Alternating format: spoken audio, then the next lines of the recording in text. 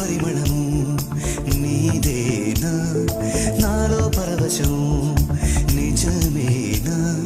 బొండు మల్లి పువ్వు కన్నా తేలికగు నీ సోకు రెండు కళ్ళు మూసుకున్నా లాగు మరి నీ వైపు సొగసును చూసి పాడగా